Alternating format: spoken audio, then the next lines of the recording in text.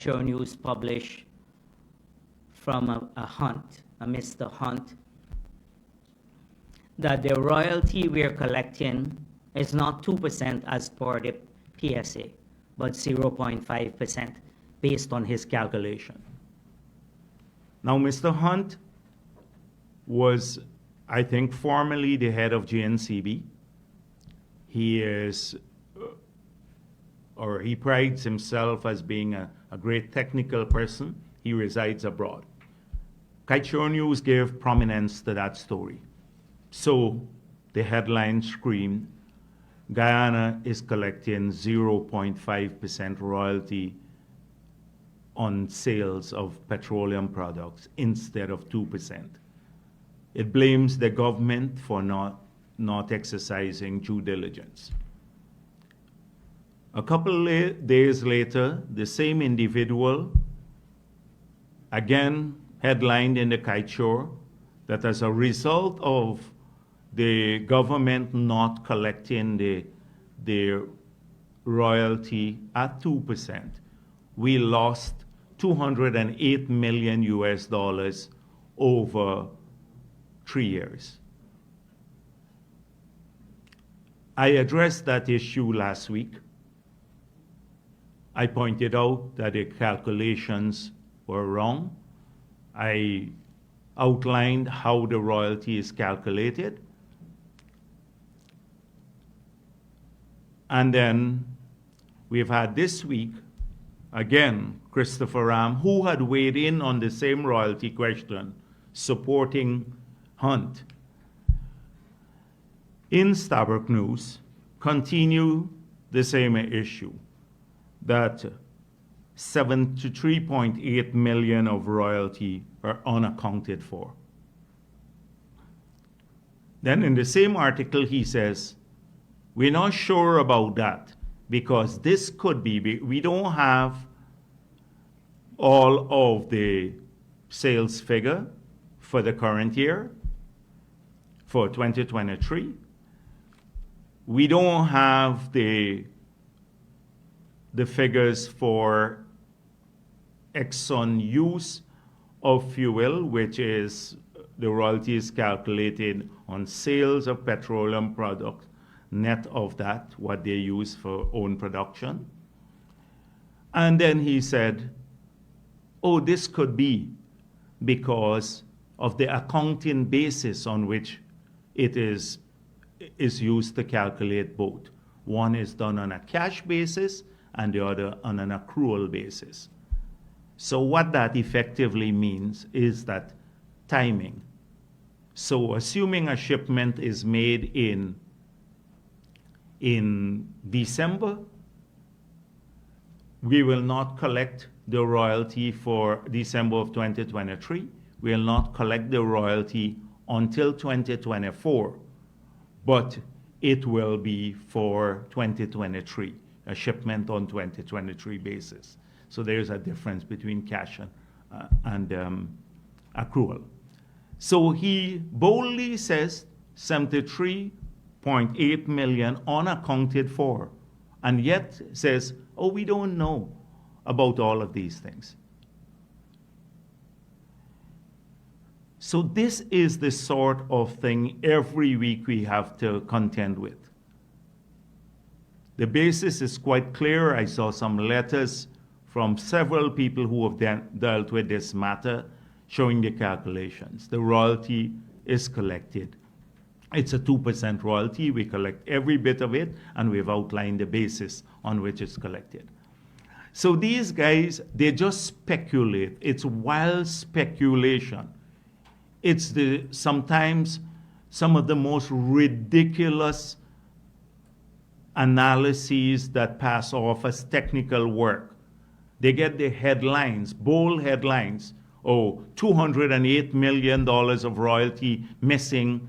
The government 0.5% instead of 2%. 73.8 million still unaccounted for. It's all a lie. And this is what sustains some of these newspapers, like the Kite Show particularly. It sustains them by lying every week or by not exercising due diligence. They just lie blatantly. They just look for anybody who says something anti-government or to prove that we're not doing our job, and then they headline it. And then shamelessly, they will never correct it. You can give 100 explanations. When they're caught and exposed, they will never go back to correct it, to say, we were wrong. We were wrong. So technically incompetent, first of all, to understand a lot of these things, including the financial matters. And I say this in full consciousness, that they're incapable of understanding a lot of the financial issues, and when exposed, they will never correct it. As I said before, this is not the feature of newspapers. But we've had to deal with this almost every single week at these press conferences, not because we like to do so, because it's circular. Every week we have to say almost the same thing and address rumors instead of serious policy matters. How can we create more jobs for people? How can we create better paying jobs? How can we get more of our people trained? What are the government plans for all of these things? These are the important things. But we can't get around to that because we have to deal with these rumors. So that's just the last week. Then again, consistent with their line that any person, some of the vilest persons, including Patterson, who is charged for corruption, he gets 2 headlines in the newspapers this week. 20-year maintenance contract for gas to energy project will benefit PPP boys. So the next one says, when the documents are laid in Parliament, it would reveal the true beneficial owners of, not beneficial, beneficiaries of the maintenance contract for the gas to energy project. So let me say here, this is what he says. He reasoned someone has to operate and run it. It's not GPL who is the company. It's not the company that is building it. It cannot be that company operating and running it. How are we going to get that? So therefore, there will be a company collecting the money from GPL that will be just like Wärtsilä, used to do plants and ON. It's a little incoherent. That company, who are the beneficial owners of that company, because I mean, if it is one of the PPP cronies and you get 1 cent per megawatt for 300 megawatts for 365 days for 20 years, if you do the math, you can see that is generational funding. So he calculated how much this company will benefit over 20 years. He concluded that there's a company, a PPP company, that will get this money.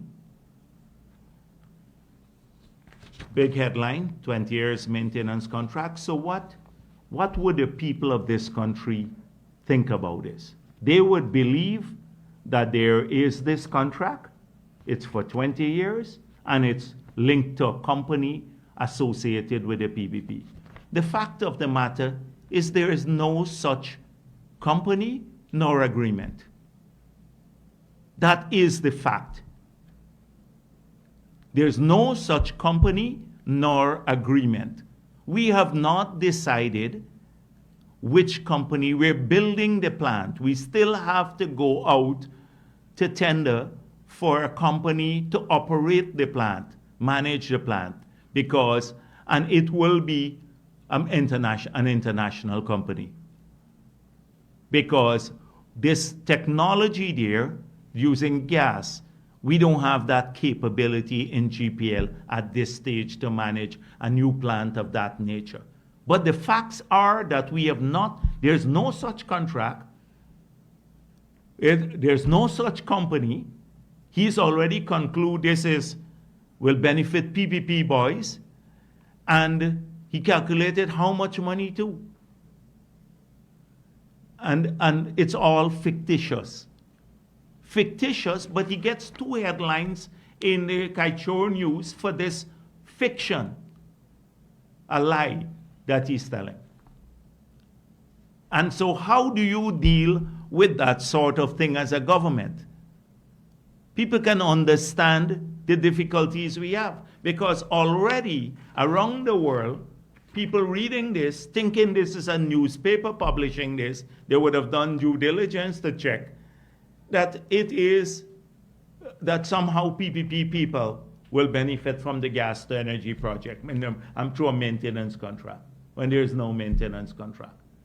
This is the sort of environment we live in, and the lies that are told on a daily basis by the Starbuck News in bold headlines. So once you say anything remotely against the government, you get a headline in the Starbuck News. But it's a lie. So we have seen this sort of position utterly ridiculous.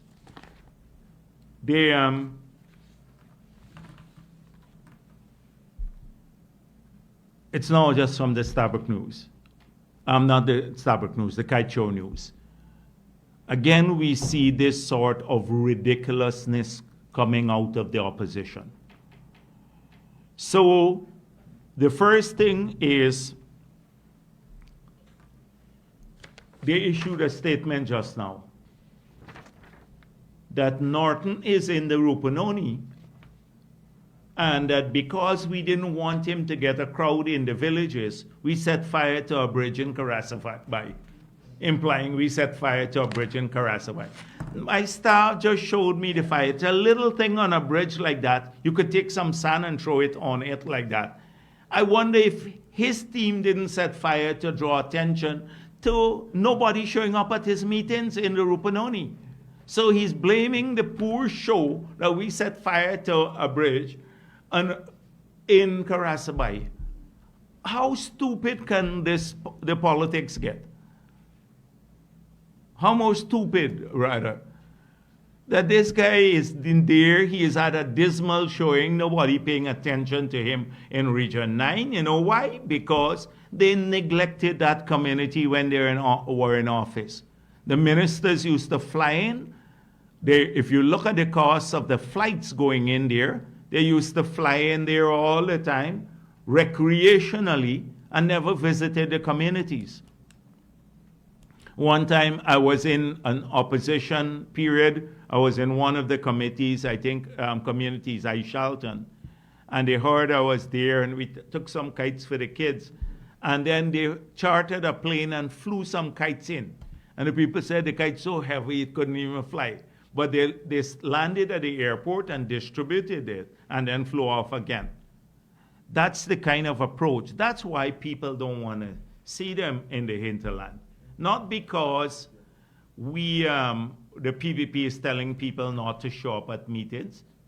And in fact, if we tell people not to show up, I think I want to commend the activists for doing that. In fact, if they did that, they did a great job, the PPP activists, because people shouldn't show up because of the neglect of those communities, the Amerindian communities. I don't need to go through all of the things again. What happened in the Amerindian communities, the lack of development in those 5 years, and the neglect that those communities faced. But just issue a statement, that such criminal acts must only serve to create political tension and destabilize the region. That some little fire on the bridge there that we set it. And he saw the fire there. His team is saying, look at the little fire there. Put it out. We set the fire. This is the sort of nonsense. The next thing is, Kaichor News asked me about the PSA, and that if I would basically have them, if they can come up with a framework for renegotiating the Stabroek PSA. So first of all, I pointed out that this PSA was signed by APNU. It was signed by APNU. Every day that the Kaichor News and many others try to criticize us for the features of the PSA, they need to know that it was signed by AFC and the PNC, that is APNU, basically, this agreement. So that's the first thing. Secondly, they hid that agreement for several years. Thirdly, they collected a signing bonus that they hid also, and they did not deposit in the consolidated fund, contrary to the Constitution of Guyana and the financial laws of our country. They never made public the environmental permits that they gave for LISA 1 and LISA 2. Never did that. They never answered questions at a press conference on the oil and gas sector. We had signed with Exxon, and that is how the exploration started, an exploration permit in 1999. APNU then signed the investment or production agreement in 2016. So they had an exploration agreement under us, which then got transformed into a production agreement at that time. So we made it clear in opposition that our unhappiness with that contract. I spoke directly to Granger in one of my meetings with him. I said, when the contract was finally revealed that it was a bad contract, we pointed out in opposition that if we sought to renegotiate that contract, we would stall all the investment programs, and therefore we assessed that we'd have to live with the contract, as we did with contracts that in the 90s that APNU signed that we're unhappy about, the Barama deal, the OMI arrangement, etc. But GT&T, when they sold 80% of the company for $17 million without any public tender, and I think it was, we had, GTC at that time had $5 million in the bank account, so effectively $12 million that they sold the company for at that time, without any public tender, by the way, without any public tender. And we lived with those deals. We're unhappy with them, but we live with them because you inherit these things when you come into government. We pointed out in opposition that here are the things. We put that in our manifesto, the things we will do, but we said we will not renegotiate the deal. We will try to ensure that we get greater benefits from the existing contract. How did we do that? The gas to energy project, the free gas there, we got that so that we can generate, and the investment there by Exxon and the others too, to ensure that we could cut our electricity prices by half to get $100 million US at a minimum saved by Guyanese who have to pay their electricity bill. And that's per year. That's the benefit. But we got the free gas there. We're getting the liquids from those gas that we can sell and pay back for the project in full. That's one of the benefits outside of renegotiation. Secondly, we said we have passed local content law so that apart from the revenue that comes to government, which is 2% royalty, etc., and over time, once the investment is amortized, you get 50% of the profit.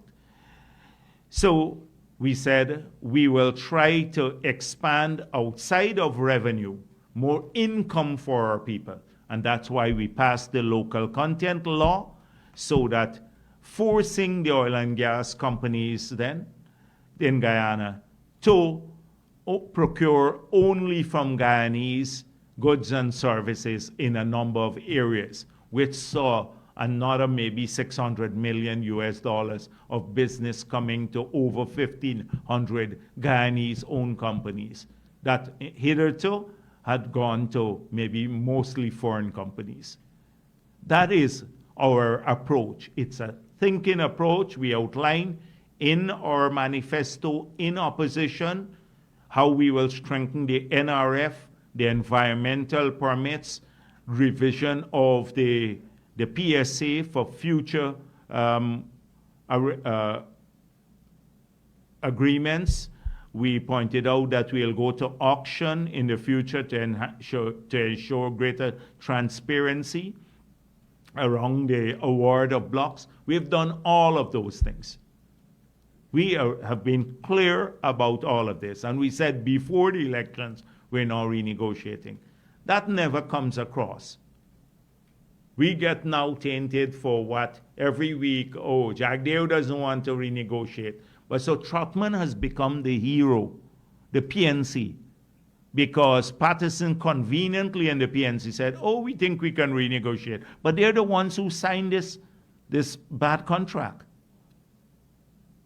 We have to be judged by our actions. Look at our actions. Look at the PSA now. That's the one. But we have sought to rectify what they did not do. We strengthen all of the systems. We answer now questions on the oil and gas sector routinely, which they hid from. That's the difference between the two. And we need to point this out.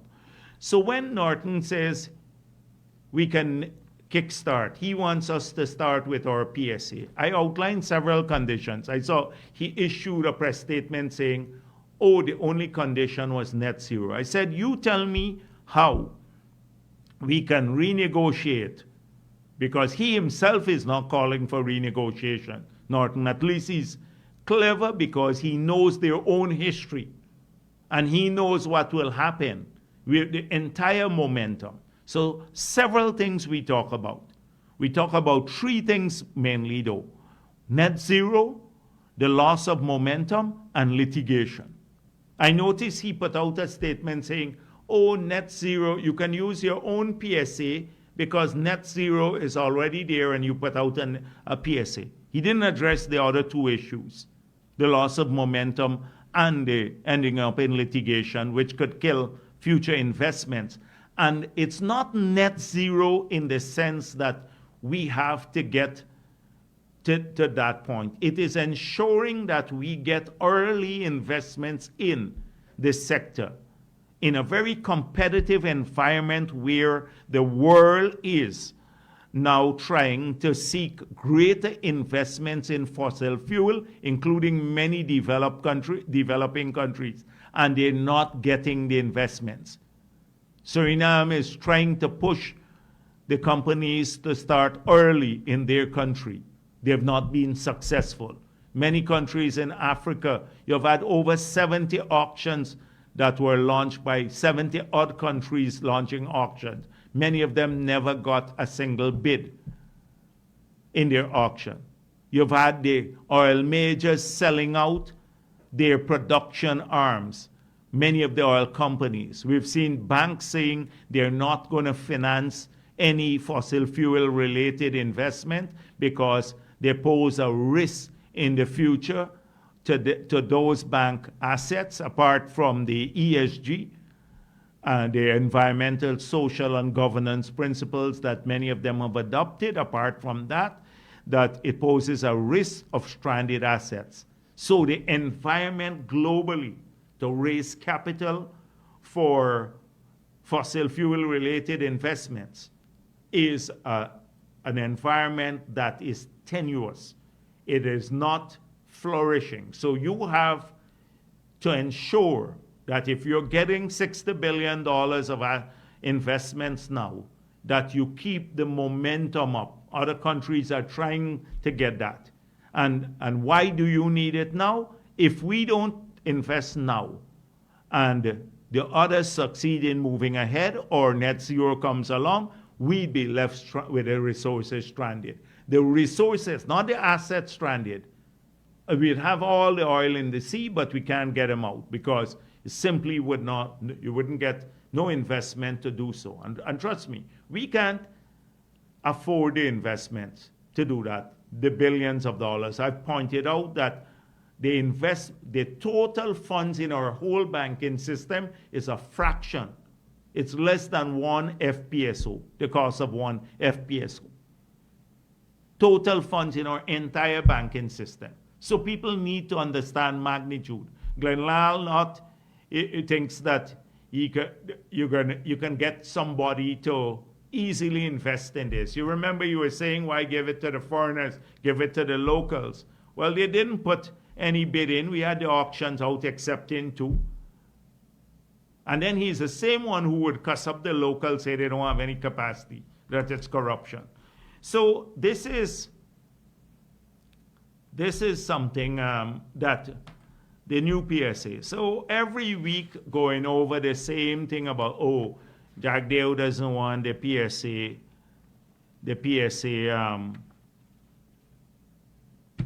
renegotiated. This week they had 9 articles on me. 9 articles.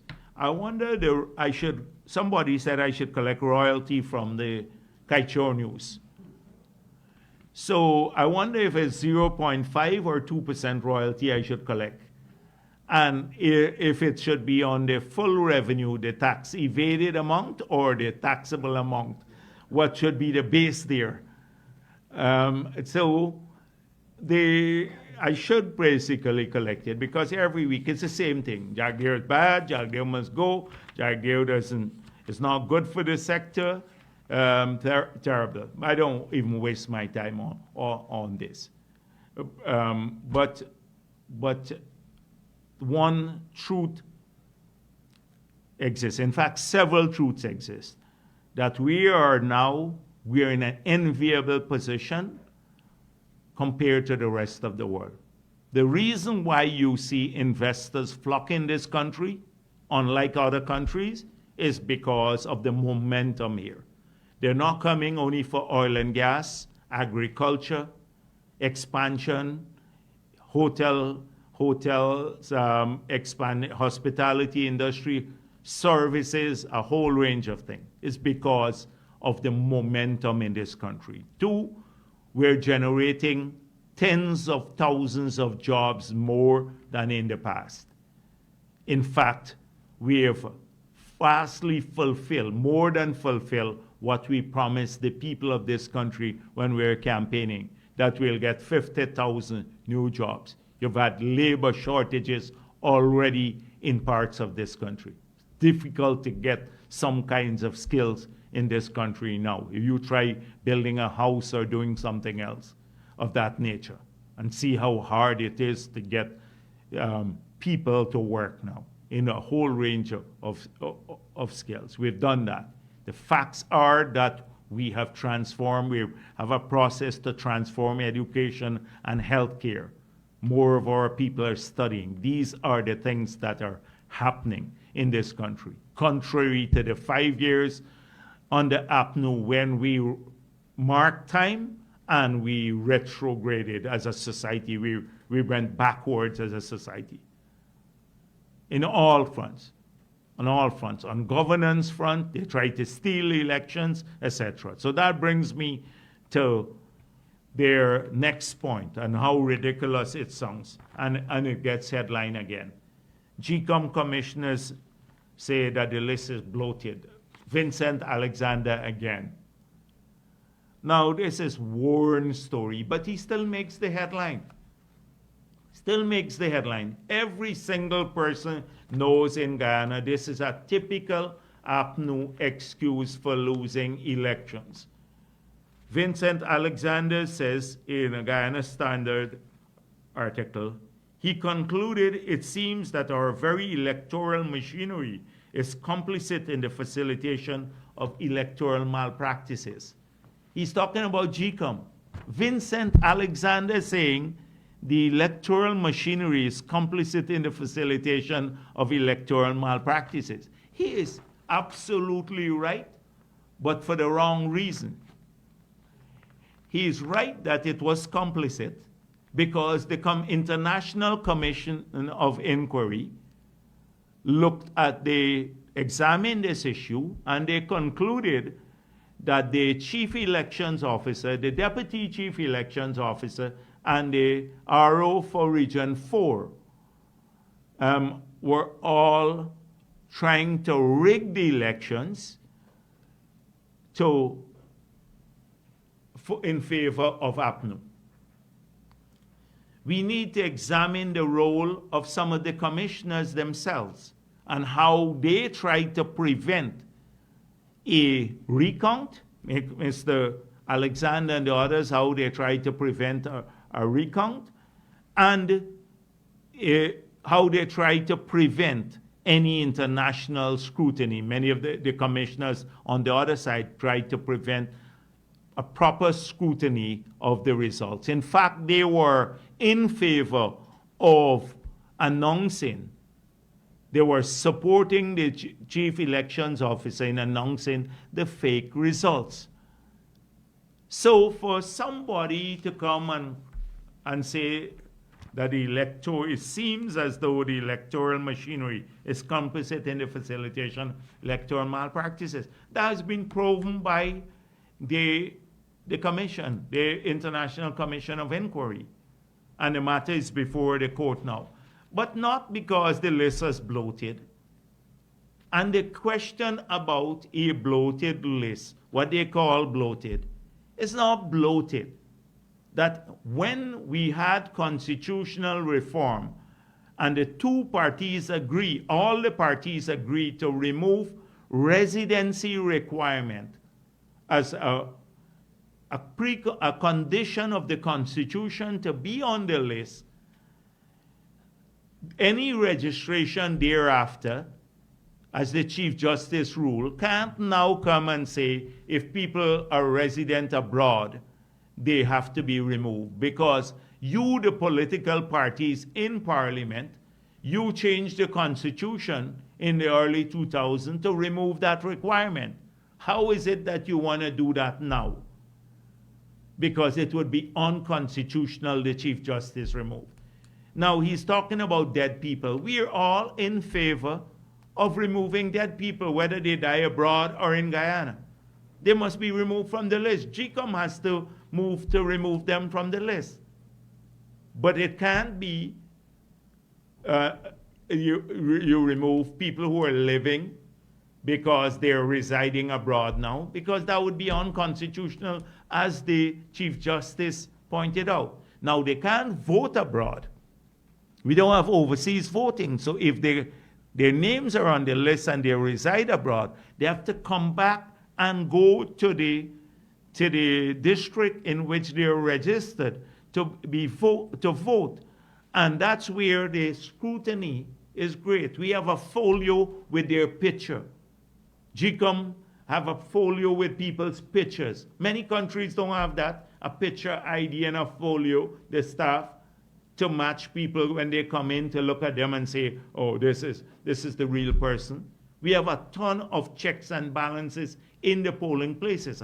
As a result of that, of the 660,000 people on the list in 2020, only 460,000 voted. But you notice in 2015, they didn't complain about the list was bloated.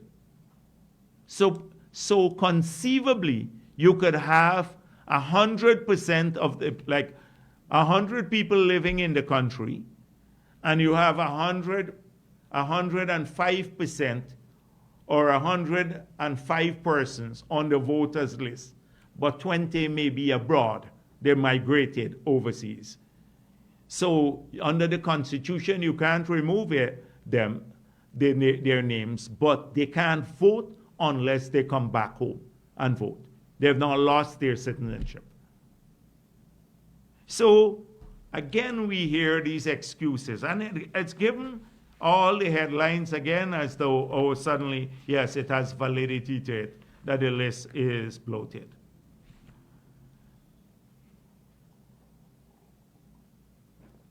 And on Patterson beneficial ownership thing, talking about coming back to the gas to energy project, do you recall the same thing being said about the Marriott? For 5 years, Glenn Lal in his newspaper carried that I own the Marriott, or friends of mine own the Marriott. He came to a press conference here, and then I was asked several questions thereafter by his reporters at many press conferences about the ownership. And I said, the government of Ghana has 100% of the shares in the Marriott. He disputed that on a program that I had with him. He said he had documents to show to the contrary, that there were others who owned the hotel. Until now, I challenged him and I said I will exit politics if he could show such documents. Until now, none of those documents surfaced because he knew who the beneficial owners were. So that lie lasted for several years. It gets repeated even up to now, in spite of all this evidence to the contrary. In spite of the fact that APNU was in office for 5 years and knew that it was 100% owned by the government. You think if I'd owned the hotel, they wouldn't have exposed that? That would have been the first thing that APNU would have exposed. The same person said could supply power at 3 cents per kilowatt hour. There are hundreds of people lining up to do that. Up to now, no company that you were supposed to bring a company, and we said we will buy the power immediately at 3 cents per kilowatt hour. We don't need a gas to energy project if you can supply the power. It hasn't come, not for 3 cents, not for 5 cents, not for 8 cents, but it's all the time there. So this is the kind of speculation that we have had. I saw the Amanza Walton again exposing the APNU's position about a statement that Utah made about long-term integration of the Venezuelan migrants. Their Venezuelan migrant is a misnomer for most of those people. Venezuelan migrants. They're Guyanese. When we say Venezuelan migrants, it's just a few people of the lot that came back home. These are our people. These are our people. They have our blood. They're Guyanese. And so they left this country, fled APNU's hardships and oppression. They sought a better life there in Suriname, in North America. A lot of people from Suriname now, the pensioners, the people who never wanted anything, they're coming home now to register because the pension payment now is going to be next year $200 a month. So they're coming back because they're going to benefit now from their country. And we can't begrudge them. We can't begrudge them because they sought a better life elsewhere sometime in the past. And so even those who fled Guyana and their kids who were born, these are Guyanese children. Based on our constitution, they are citizens. They are eligible for citizenship here. They have Guyanese blood. I need to repeat that. And that's 90% of them. We have to extend some help to our own people when they come back here. Of course, we have to ensure that all those who stay here, they get a great education and they get help too, and housing and stuff. But these are our people. But this kind of racist view that somehow we must not do this because they're foreign or something like that, I think it's part of what we've spoken about, that APNU has too narrow a political view. It's too caught up in this kind of elitist approach to development and benefits from development that makes them unsuitable to govern a country like ours that is multi-ethnic and multi-religious. You have to have a broad-based approach. You have to approach this that these are all our people, regardless of their color, even their political affiliation. They're our people, and therefore they have to enjoy benefits equally. And so we must condemn this. We must condemn this. This is the negative. There I see the same old negative politics. The other contender for Norton's position, Roysdale Ford, I saw him showed up, he in West Romvelt and East Romvelt. And they went there to tell the people that, oh, you're not getting all the contracts. Some other people from the other areas in Georgetown are getting some of the contracts.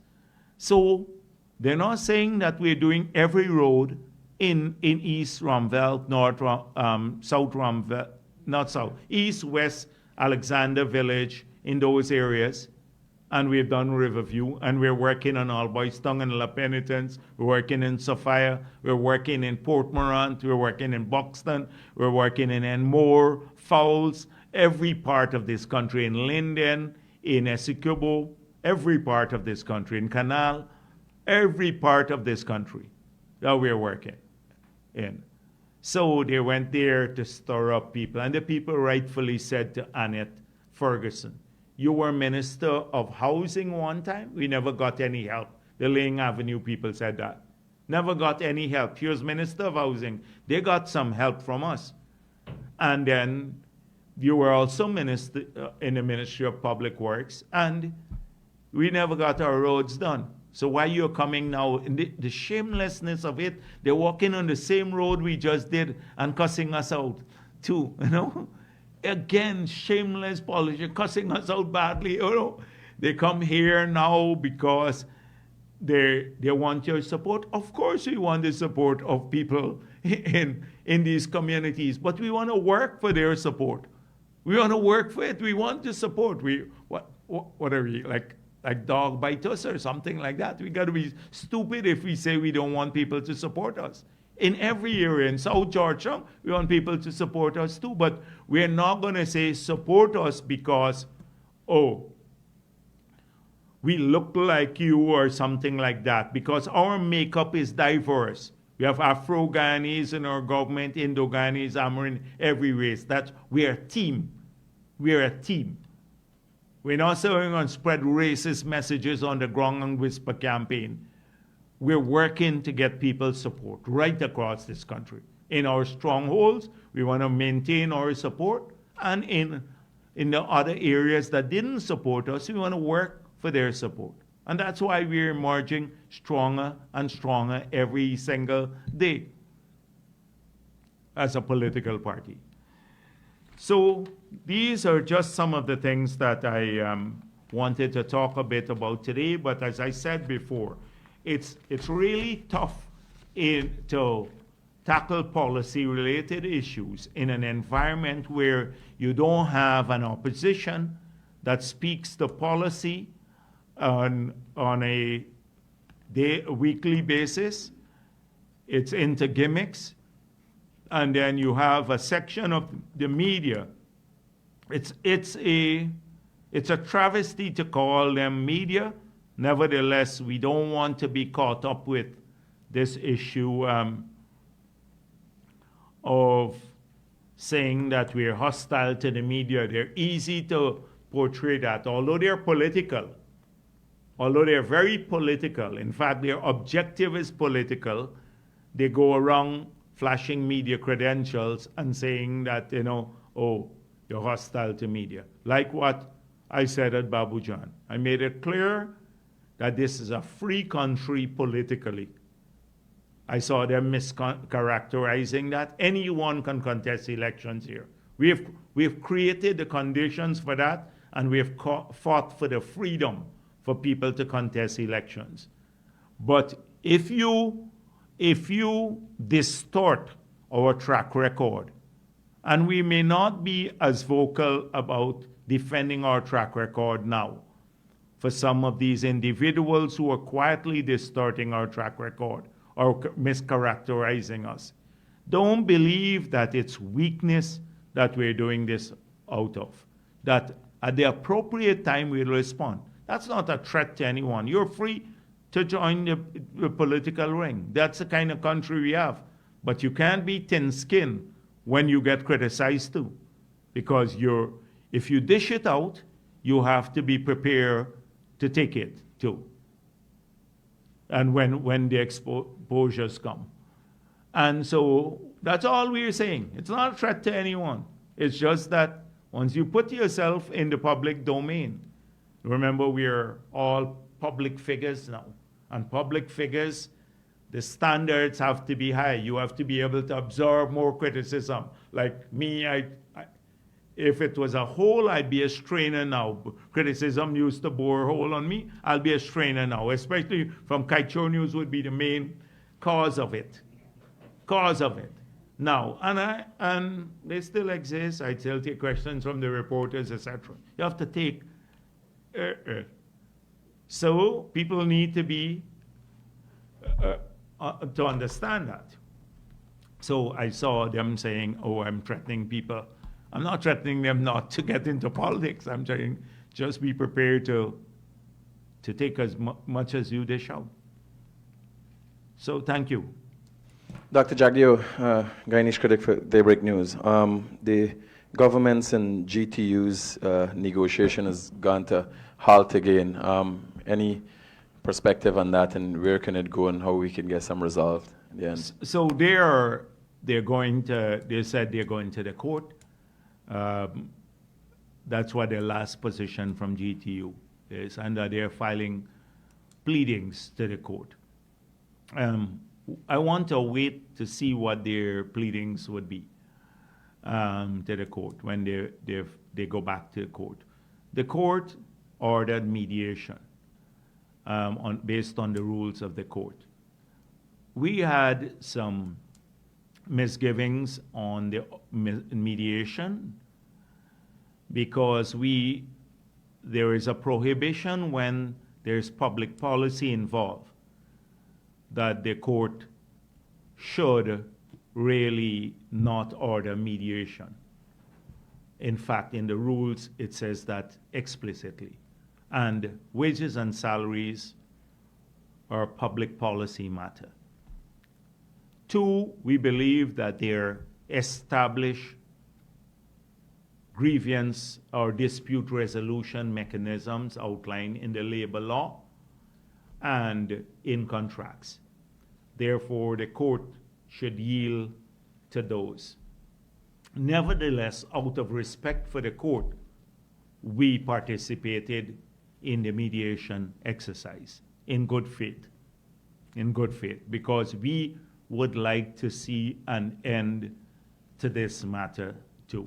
We want our teachers back in the classroom, want our children to be taught, but we want to ensure that we also preserve the finances of this country in a manner that don't harm us in the future. What the union wants cannot be accommodated by the fiscal framework, or it's not right. They want us to sign a multi-year agreement retroactively, a multi-year agreement retroactive to 2019. And then also address 2% from 2017 and another 2% in 2018. So that to go back 7 years back to address wages and salaries issues that were not addressed on the APNU when people already were paid, but not only teachers were paid. Public servants, everyone received those same percentages. So if you reopen that for teachers, you have to, out of fairness, you have to ensure that every other category would get the same retroactive increases. It wouldn't be fair otherwise. That we can't sustain that in the budget. And so that is what they wanted negotiated. The fact is that we said we will discuss any proposal, but this is our view on it. In contrast, we were unprepared to do a multi-year agreement going forward. But we conceded that we will now offer the teachers a multi-year, or the GTU, a multi-year agreement. So we said to them, we can go retroactive, but we're prepared to sign a 3 years agreement from beginning 2024.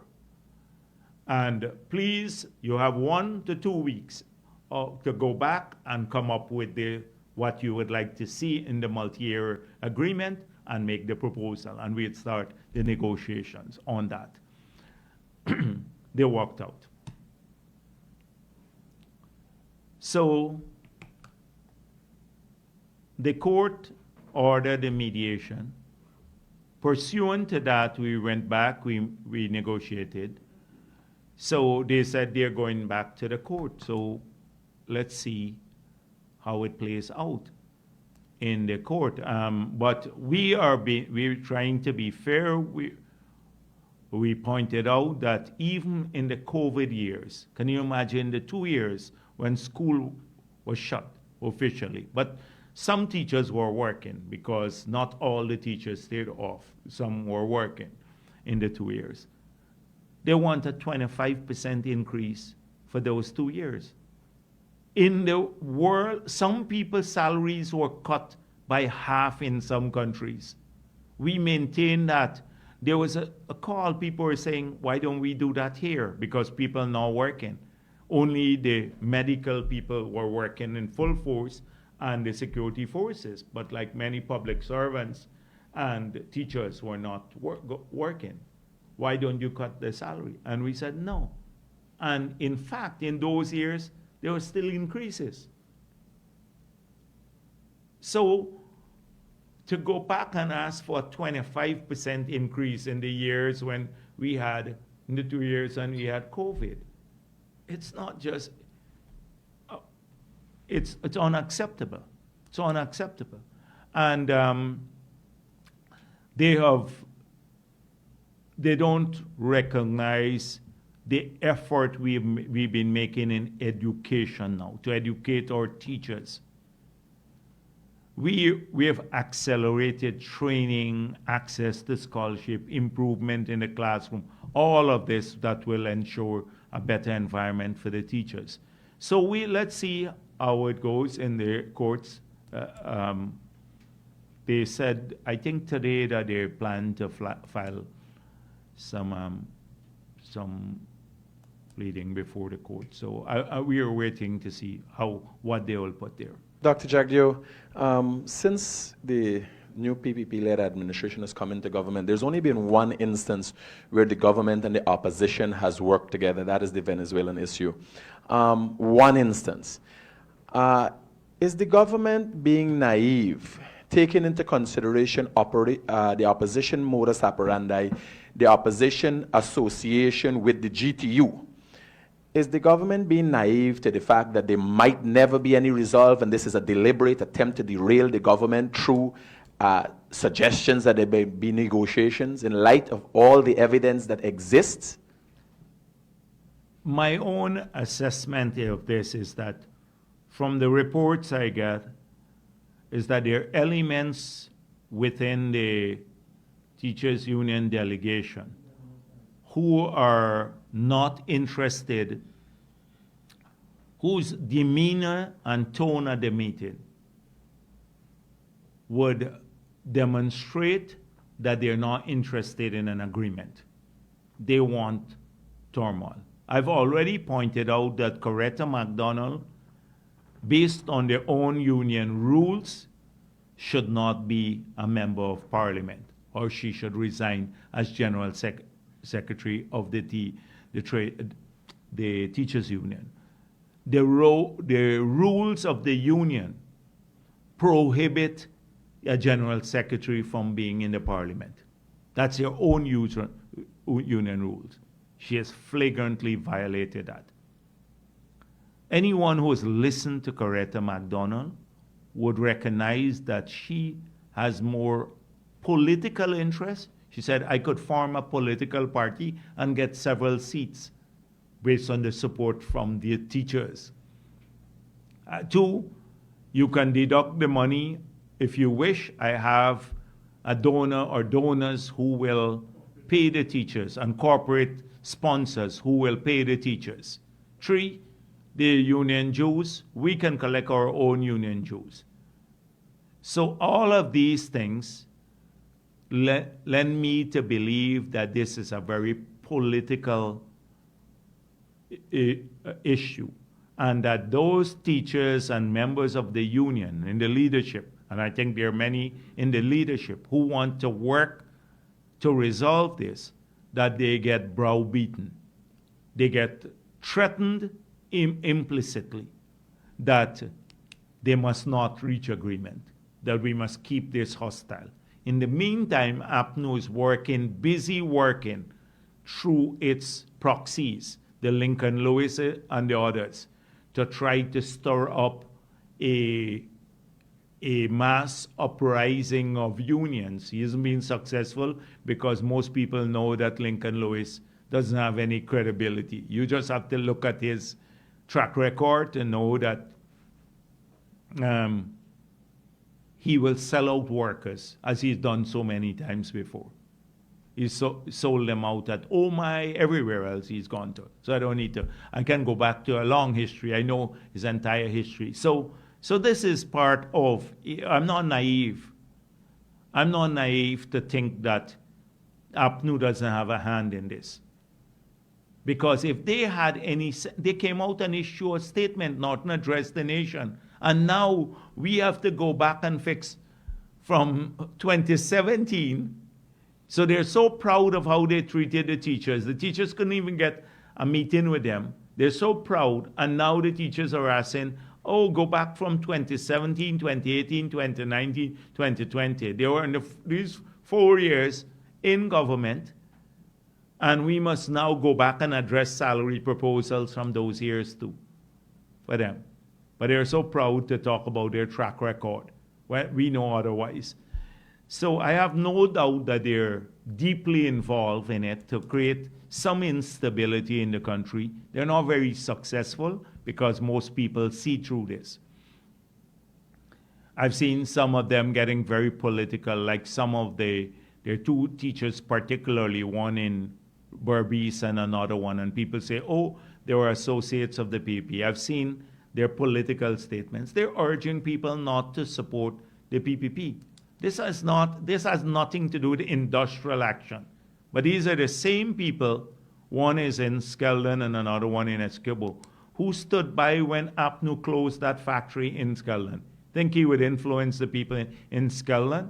And shut a couple thousand workers were laid off. Esquibo Coast was, the drainage and irrigation work stopped. The Granger said rice is a private business. No development there in the Essequibo Coast. So people would not bother with them too much. They're trying to make it a political issue. There are lots of teachers who may want more money who are supporting the PPP. And I can empathize with them. But they understand the big picture too. What's going on in this country. Dr. Jagdeo, recently the opposition-led mayor and city council tried to derail a development project that would see the transformation of Georgetown in general. What does the government have in place for investors?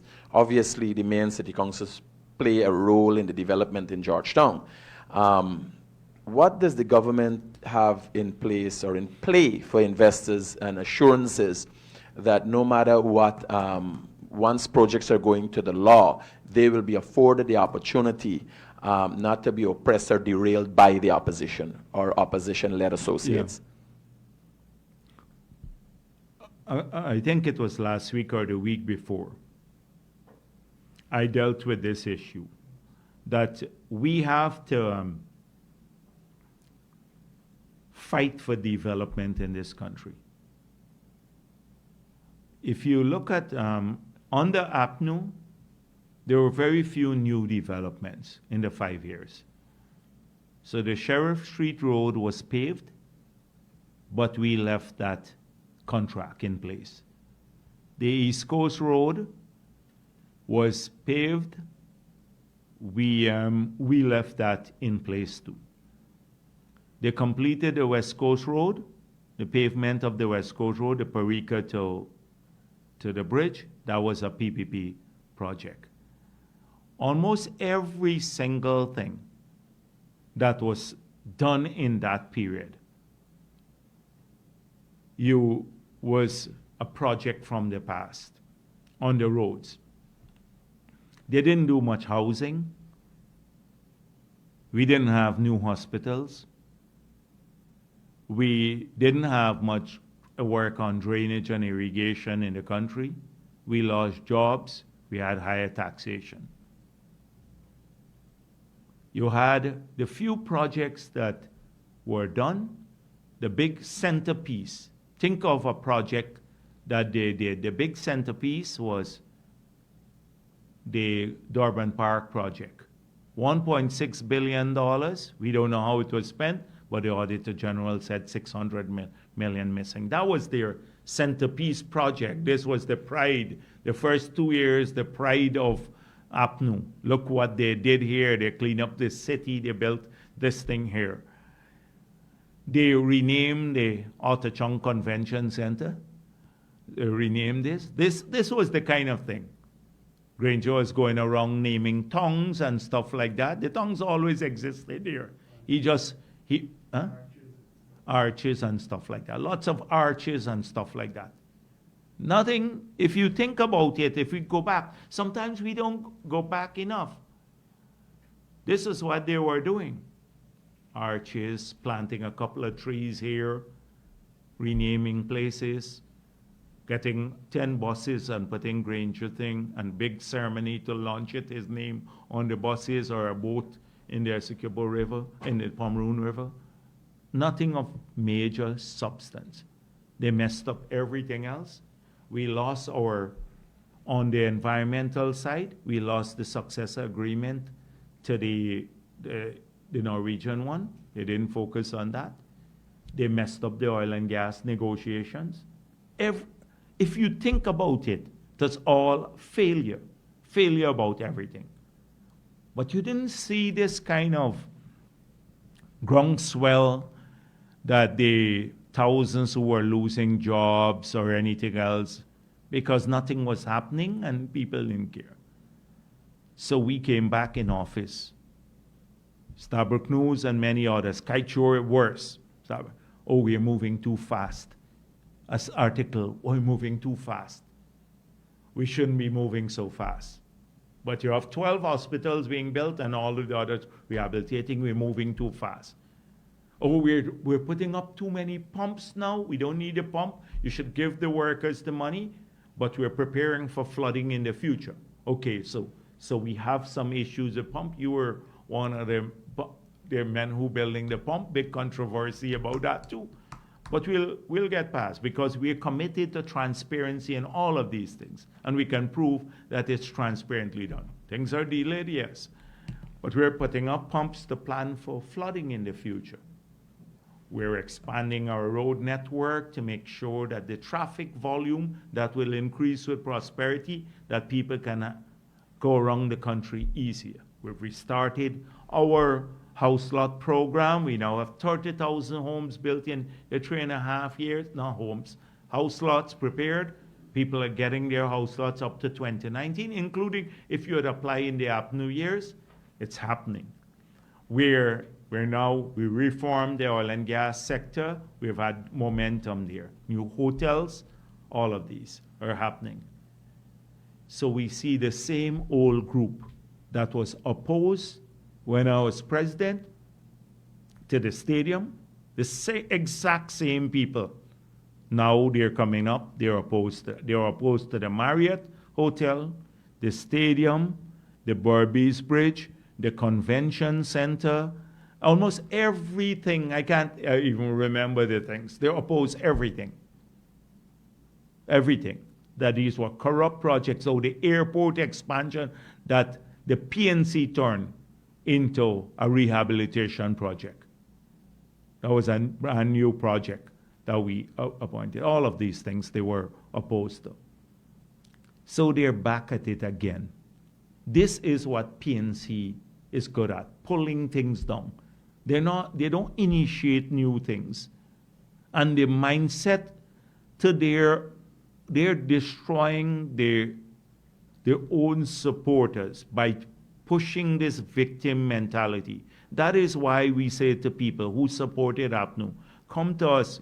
If you're part of our collective, we expect you to personally develop and also to be part of the development of the country.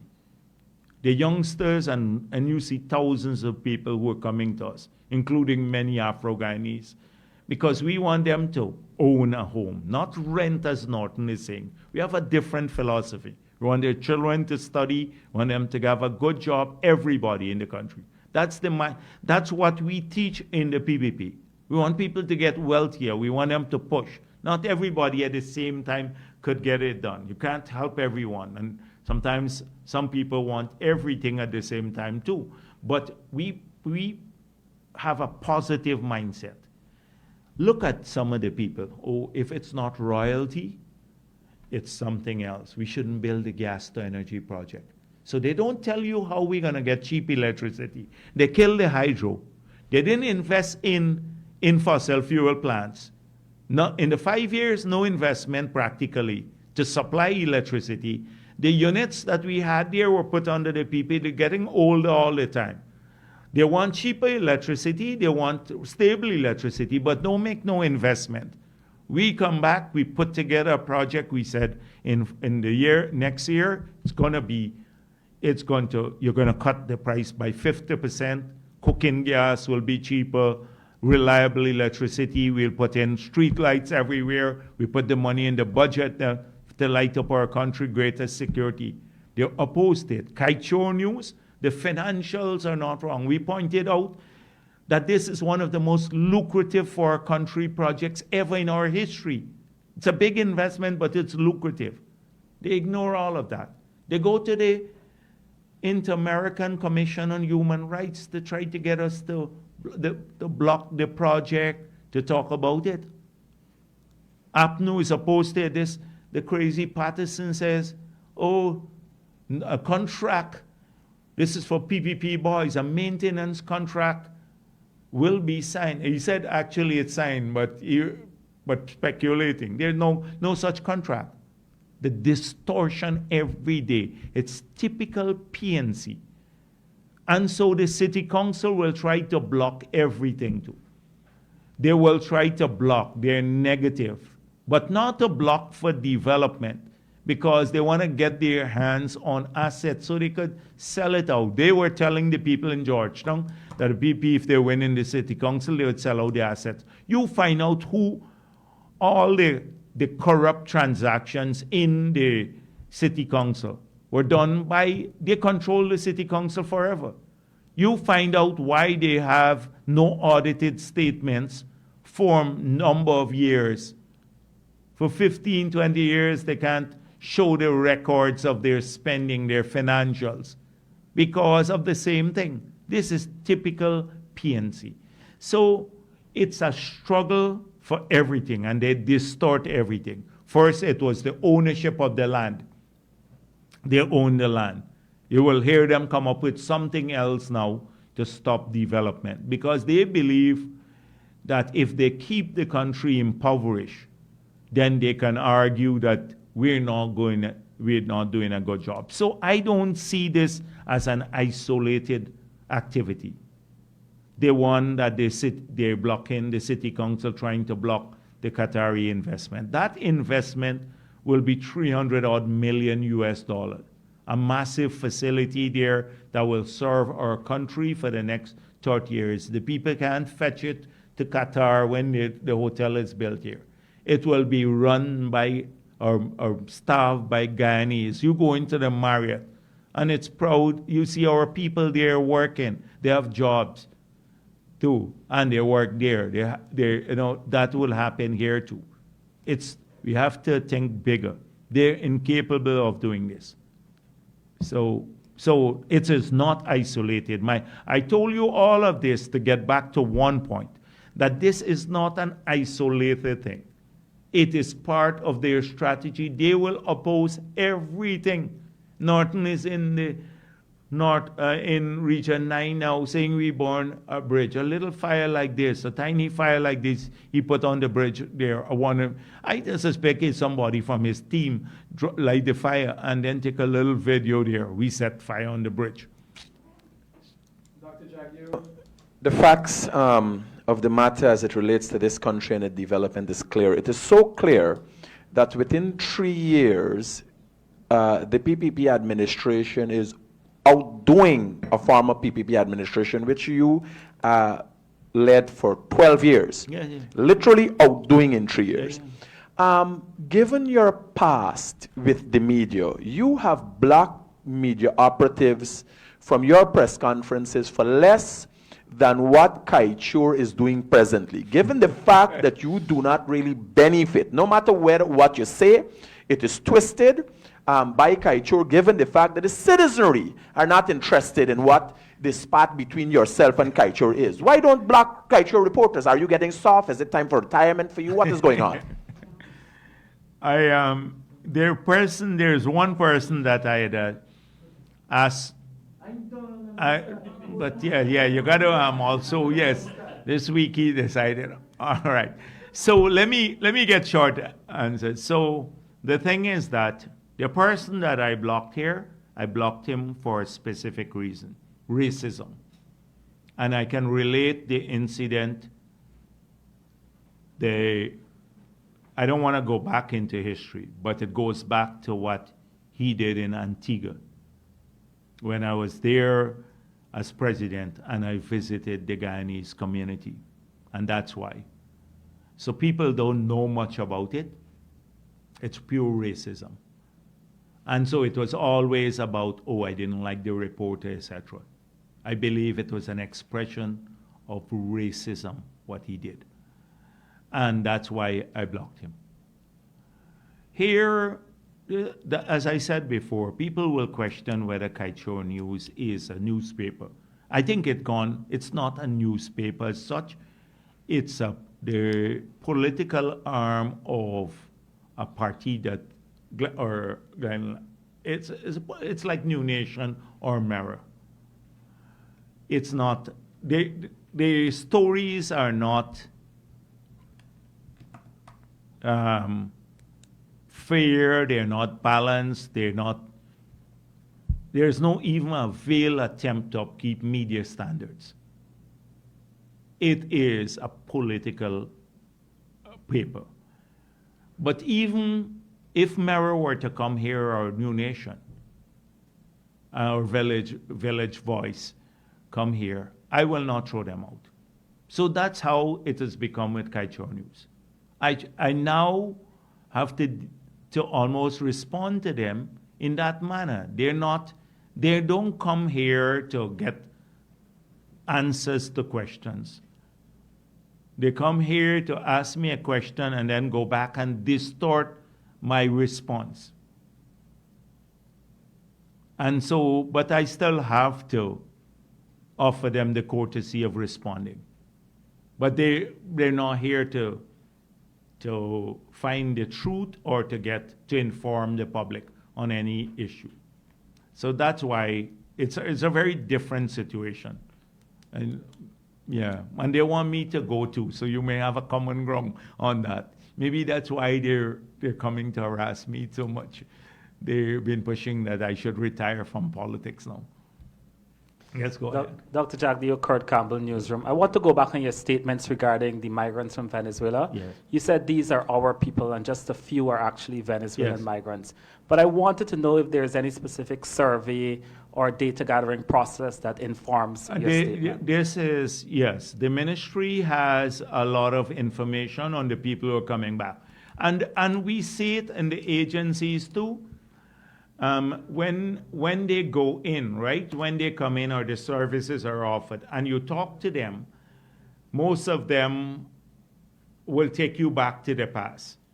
You know, they go back, their grandparent went off, their mother or the father, etc. So we can trace a lot of those. The majority are, significant majority are Guyanese. Dr. Jagdeo and As Williams, Kaichur News. Last week you mentioned that the billboards of ExxonMobil saying that Guyana is getting 52%, that those billboards are misleading.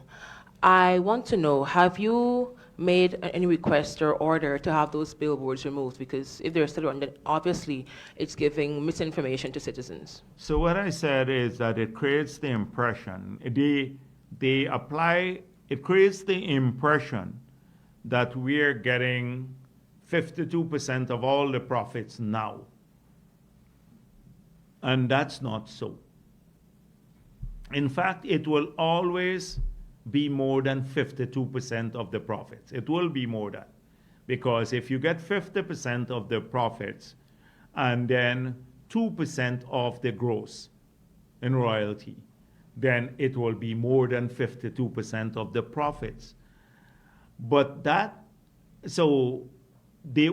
what is not conveyed, that 75% of the revenue goes to now repay the cost of the investment.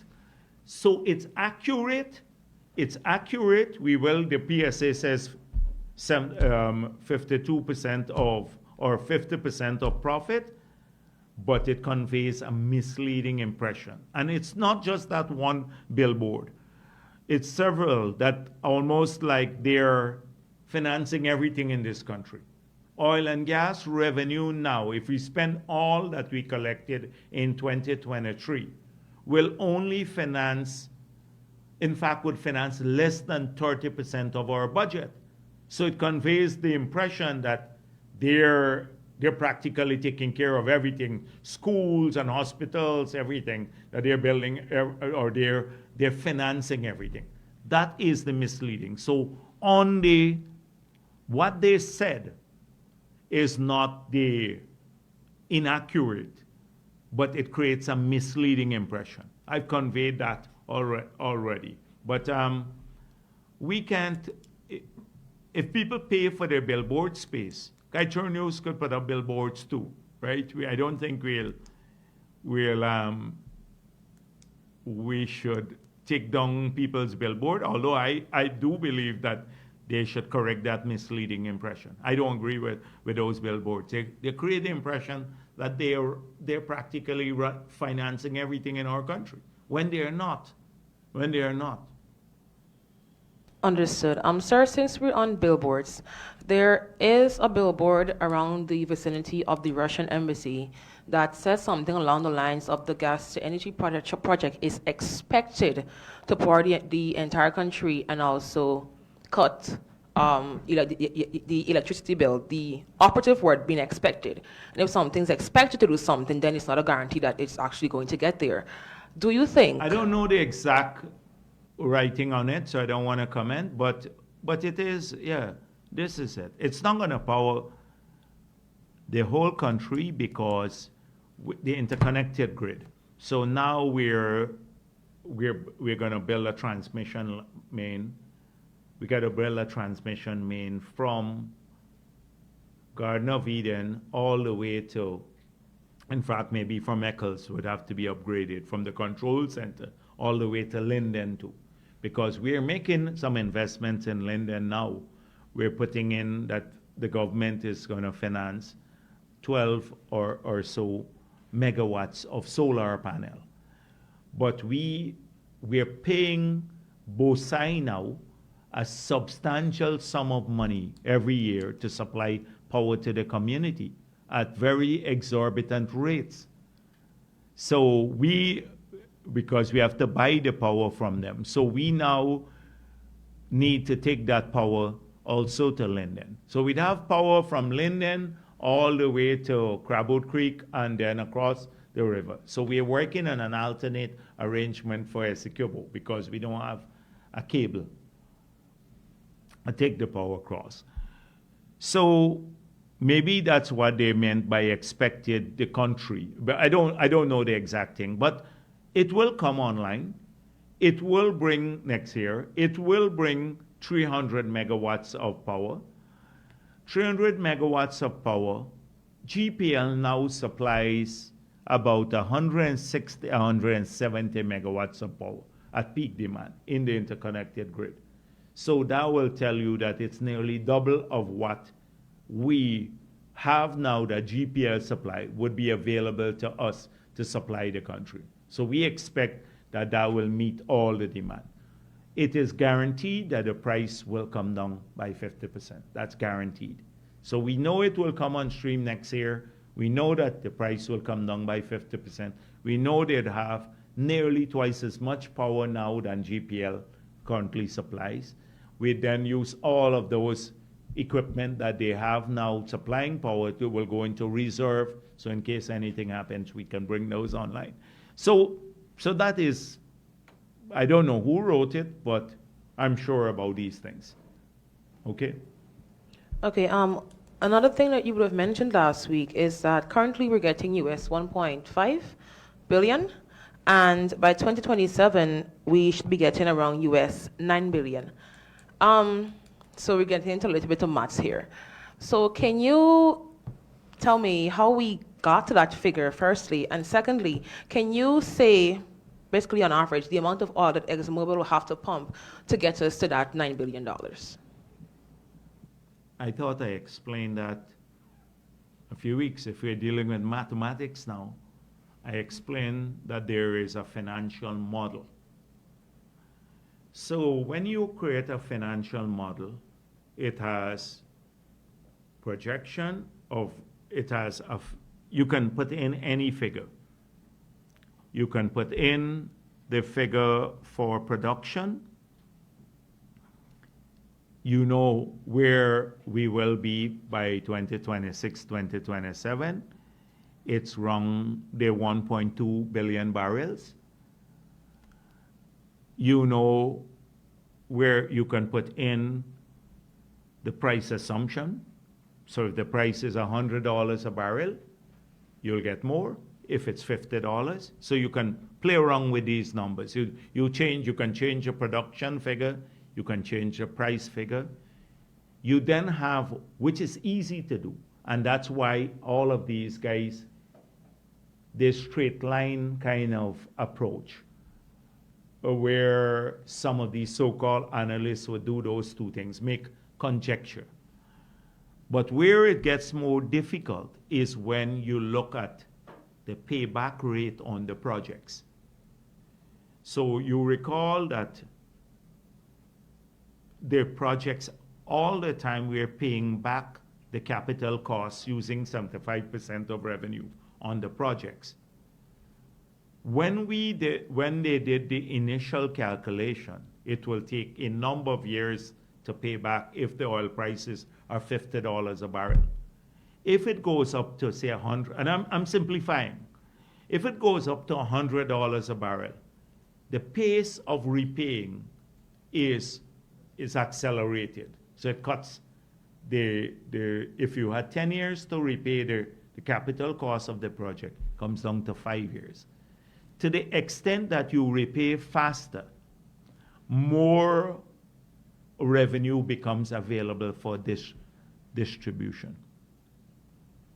And so that is, the model has several variables, and that's what they plug in as several of these variables. There are others too, right? There are others. So this is how you come up with those figures. And that's on the basis of having the production. So that emerged from the model itself, the financial model. So it's not an easy matter. Yeah. Noted. The speed in which the oil sector is developing, we find that a lot of our skilled and professional persons, they're basically being sucked up into that industry, like carpenters, masons, etc. And also the pricing, it's obviously different. So I know you would have mentioned a little bit about it before, but just for some clarity, let's say, for example, an ordinary person wants to build a home, and a carpenter in the oil sector, they're getting, let's say, 15,000, random number, a day. And an ordinary person, they obviously won't be able to afford that. Can you say what are some plans that the government is putting in place to basically have citizens to be able to afford the basic necessities? Yeah, sure. So let's take your example. And you're absolutely right. We get this complaint from the private sector and from a lot of state agencies too, that our people, we're losing people sometimes to the oil and gas sector. We have, the private sector is complaining they're losing people at the bottom to the government because we're paying more at the bottom for, like, say, cleaners and stuff like that. That level, the government is paying even more than the private sector. So they're losing some people to the government. And then the skilled people going off to the oil and gas sector. So we don't have serfdom in this country. We share the philosophy, we believe in this philosophy, that you can't bind people to a job because you want cheap labor. They need that we have to equip as many of our people to get better paying jobs so they can improve themselves and the lives of their families. So if someone has a better job offer, we're not North Korea to say, you have to stay here. They get a better offer, they make their own decisions, they move. In as much as we're unhappy about it. Because that person, a Guyanese person, is improving his or her own life. And that should be the objective of the individual and the government too. So even with a lot of the contracts that people were signing in the past, when they studied with government funded those contracts, like you pay for a scholarship, you had to sign a bond. Now, in most of the sectors, like on the gold scholarship, we don't ask people to sign any bond anymore. That means they don't have to work for government, they can work anywhere. They don't have to repay if they decide to move. So we see that is why we are accelerating training opportunities for people. We have several programs. The Ministry of Labor, Minister Hamilton, through the BIT programs and several other programs, are training more and more people at the lower end, the skill type, to give them better, like the carpenters, masons, etc. More people are trained there. Two, in the Ministry of Human Services, they're training more women there through the WIN program. A lot of training is taking place there, so more people can get jobs. Like people now need someone to care for the kids and all of that. They can find those jobs. They get their professional training. Then the Gold Scholarship. So that's what we are doing. We're hoping that more people would be trained, so you increase the supply of trained people in the market. We then hire these part-time job people, and we're pushing them to study so that we can bring more people, especially women, into the labor force. So we have more supply of labor. So that is how we are approaching this. Secondly, on housing itself, like you gave the example of housing. So a carpenter now gets a higher salary. So we recognize that the price of labor has gone up significantly. Sand, because of the demand, and stone went up. So if you're building the same house, because of great demand now. So we gave out, since we got back into office, about 9 quarry licenses. You have about 7 now starting to operate. So instead of having 2 operating quarries, we're going to have about 8 or 9 quarries. So we're increasing supply. We have already seen the stone prices fall back to about $10,000. It had gone up as much as $15,000, big shortages, etc. But came down back. You heard what I said about the sand pits, that we're looking to see how we can increase the supply of sand, including possibly having state facilities that would increase, so to bring down the price. We're trying to do that in Berbice too, where the price of sand is like really twice as much as it is in Georgetown, in some parts of the country, because of supply shortages. So we're working on that too. Thirdly, we decided that if you're building a low-income house, we'll give you, because it's mainly at the bottom where people at the bottom will be affected. So we now we will give you the cement and the steel to help to offset some of your cost increases in the other areas. We've then said we are prepared to build for you. If you have a plot of land, there's a program now we launch in the ministry. We're prepared to build for you, and then we take you to the bank. So if you have a plot of land anywhere in the country. The third facility is where we build the core homes, then young professional homes. So we've entered the building program to assist people in these areas. We've removed the taxes on a lot of the building material, the VAT on building material, to keep the prices down. So these are just, we have worked with the banks now to ensure that mortgage rates come down, because by extending the tax-free concession that they had, that where they pay no corporate tax on income arising from loans to the housing sector up to a certain level. So you can get a mortgage now at 3-point-something%, which is even lower than in the United States of America. Coming from a period when we just started, when we just got into government, where mortgage rates were 37 to 40%. That meant on your mortgage, if you borrowed $5 million, in 2.5 years, it becomes $10 million at that rate, and that's the past. Coming down to 3.5%, because I've seen the history. I have a longer view on these issues.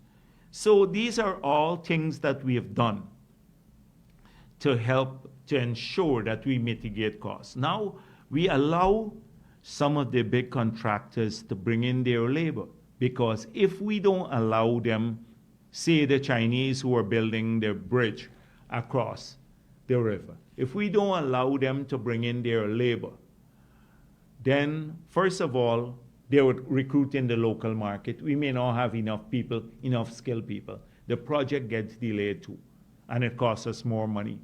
So that is to help to offset some of the labor shortages we have in some skill types.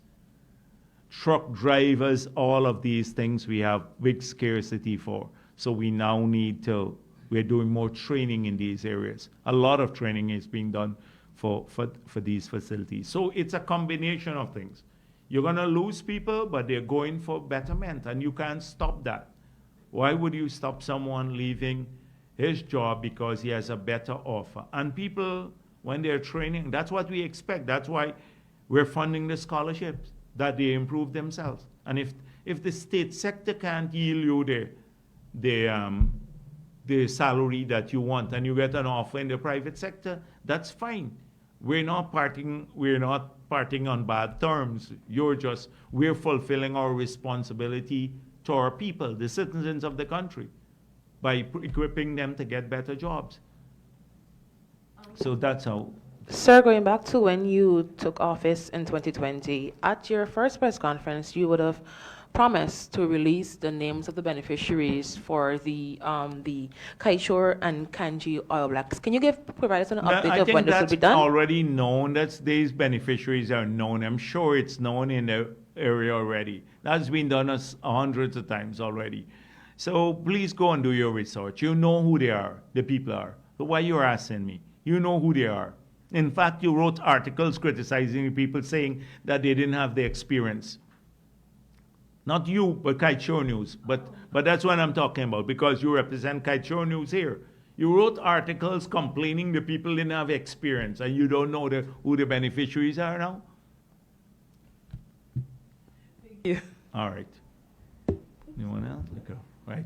Thank you very much. Okay, I just have Okay. two follow-up questions based on what you said. I heard you mention during the opening the press conference. You asked some more time just now. All right, okay. All right, give him, go. Yeah, you mentioned that these guys are requesting, they're making wild claims, pertaining to the royalty, and then they state in the articles that they don't have the production and the sales data. to have them make fair comments when the government push to have these things public so that they won't have excuse? Shouldn't they say that? I don't have data, therefore I'm not going to put out a figure. You put out a figure because it's wild people. Why don't you? Any self-respecting newspaper would say, how come you calculated this? And then say, but this is flawed. I would not take a piece of junk, and if I'm self-respecting, and come to the press conference and use it as gospel. People would laugh at me. But you do that. Why don't you ask them, first of all, before you publish this, that they have to reach certain standards and say, if you're claiming you don't have the data or you don't know the accounting methodology, like Christopher Ram saying, I don't know if it's on accrual or a cash basis. It could be, right? The difference. Why don't you find out, first of all? Why don't you find out before you publish an article with a bold headline, the money missing, unaccounted for? It's just to get in the newspapers. So that is it. For example, I heard you all ask for the information now on the schools. The headline says, government spent $75 million for the children on the nurses training in Essequibo. You could build a hotel with $75 million. The ministry put out saying it's not $75 million.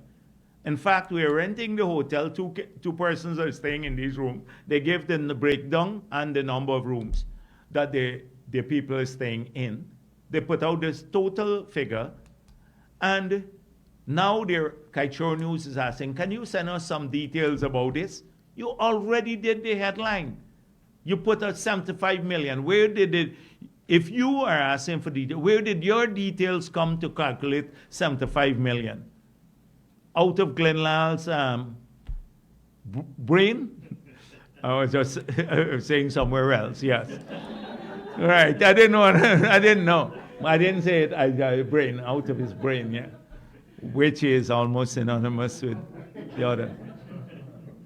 All right. And next file, you said something about exorbitant rates paid to BOSAI. Can we have those rates available? Like what the government is paying to have BOSAI give electricity to Linden? It's. I asked for it to be calculated recently, and they said to me it's about 30 cents per kilowatt hour. It's about 30 cents per kilowatt hour. I asked them to calculate it because we now have to build a transmission main to take that over. It's about 30 cents per kilowatt hour. And finally, and I'll wrap up. Can we have an average fixed interest rate on the over 2 billion loans that is for the 2024 budget? Like an average, you said the interest rates are fixed or something. Like most of them are fixed, but can we have like an average made public on the interest rate we are paying on these loans? Listen, the documents, the loan agreements will be tabled in Parliament. They have to be tabled. So it's hard to do an average. You would have to look at every specific loan as an interest rate. So I can't say an average of.